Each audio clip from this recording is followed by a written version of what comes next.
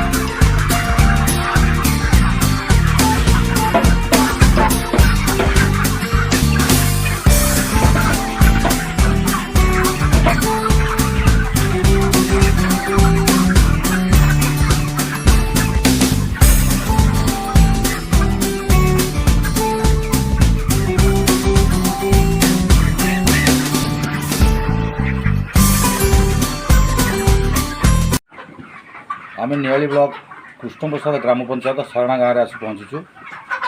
जड़े युव उद्योगी सूर्यनारायण जेना निजस्व बुद्धि बल आज एक ब्रॉयलर फार्म सृष्टि करछंती।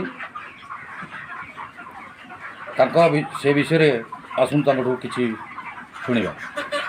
नमस्कार भाई, मो ना सूर्यनारायण जेना नियाली ब्लॉक कृष्ण पंचायत ग्राम सारणा। मु 3000 स्क्वायर फुट पूरा फार्म कर खर्च 10 लाख टंका घर संपूर्ण हवा केते टंका खर्च होई? 10 लाख टंका। अच्छा, ये जो केते बैच उठलाडी प्रथम ना द्वितीय बैच चलछि। ये प्रथम बैच जो जिया आणु केते टंका खर्च होउची? 75,000 खर्च लागे। अच्छा, जिया आनी आज जे हलानी कहउतनी 40 दिन हलानी। आज्ञा 40 दिन रे हमर दाना खर्च केते जाउची? दाना 4 लाख टंका चले।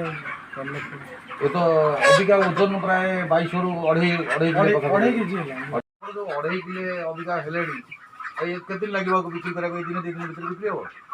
7-8 दिन लागिबे बिक्री करबा। 7-8 दिन केते टंका बिक्री करबा को? 6 लाख टंका बिक्री करबा। अच्छा, सब खर्च गला परे आपन केते टंका प्रॉफिट होउची? 30 रु 35,000 मिलिबो। 35,000 टंका। 35,000 टंका तो आपन दउतबे जो टंका साउकार ठो आनी छंती से 10,000 जाउची हो। 10,000 तो 25,000 टंका मिलु। 25,000 टंका प्रॉफिट।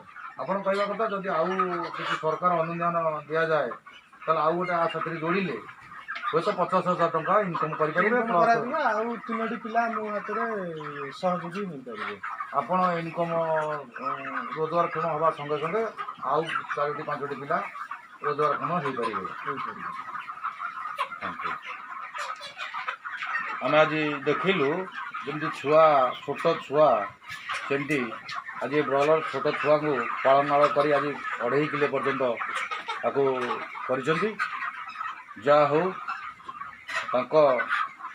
କାର୍ଯ୍ୟଶୈଳୀ ଦାନା ଦେବା ବା ସେ ଜିନିଷକୁ ସବୁ ସଫାସୁତୁରା ରଖିବା ବଡ଼ ଚମତ୍କାର ଜିନିଷ ଉଦାହରଣ ସୃଷ୍ଟି କରିଛନ୍ତି ଏ ସାରଣା ଗ୍ରାମରେ।